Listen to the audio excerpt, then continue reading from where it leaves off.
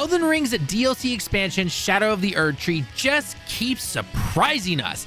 I mean, it's already bigger than most games, and it's giving us a ton of content, easily worth the price. And while we are determined to get you all of the boss guys as fast as we possibly can, we still want to explore the world, find new gear and abilities, and just see what this beautiful land has to offer. While doing that though, we did come across a catacomb and some other dungeons, which have some pretty cool stuff that you can get. So if you enjoy these type of run-throughs, then let us know down in the comments below, and we'll absolutely make more if we get enough likes and comments on the video. So here's what we're going to do for this particular video.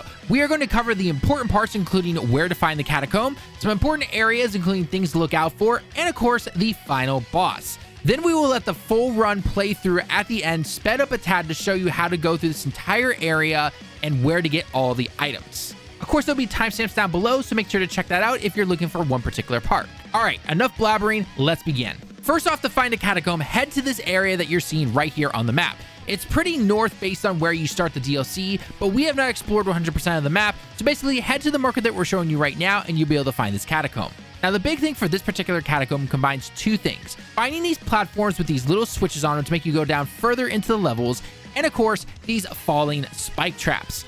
Make sure when you are entering rooms that you are not only checking the corners for enemies, but you are also checking above you so that you don't get insta-killed. These spike traps can also act as makeshift elevators depending on where you are in the level. So make sure you try to find those areas that you can hop onto them, and you can actually ride them up or down into certain hidden areas and get some pretty cool stuff. Now, while it would be super easy and obvious to say something along the lines of be careful with different enemies that you run into, otherwise you're going to die, because, you know, this is Elden Ring, there are a couple of areas you need to be ready for, otherwise you will get taken out pretty fast. First one to look out for is at these particular stairs that you're seeing on screen after crossing this small bridge. You'll come across two knight-style enemies that if you are not ready, they can easily double team you and take you out no problem. Luckily, Bobby was ready for this with all of his enchantments. If you want to see what those are, make sure you check out the other boss guide videos as we go into much more detail on the build that he is using during this DLC. The second area that you're seeing on screen right now is these shielded enemies right after finding the Black Knight Commander Andreas. When you turn around in that particular room and head to the right, you can jump down to see these two big shielded enemies. Be ready, otherwise they will overwhelm you. Our own LittleBobby had to back off a little bit, get a couple of his enchantment off, and then he was able to take them down, no problem.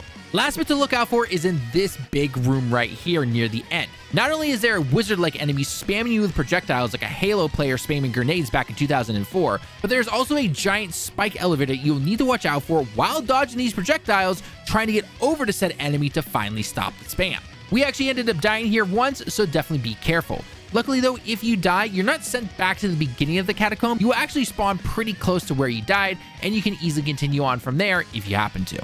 Finally, once you get to the boss Death Knight, make sure you prepare yourself before even entering the room. Just like with all of our boss guides, take advantage of your talismans, your weapon power-ups, and more to make sure you're fully prepared for any of these boss fights. If you want to see an example of that build, then check out this particular boss video on screen right now as we go over extreme details on the build that Bobby is using throughout this DLC. Old Death Knight here is not hard by any means, but do watch out if he tries to grab you, as he will literally fly you into the air to suck the life out of you. Just time your dodges, use your mimic to draw the boss's aggro, and once you defeat it, you'll be rewarded with not only the Death Knight twin axes, but also the Crimson Amber Medallion +3, which raises your health by almost 200.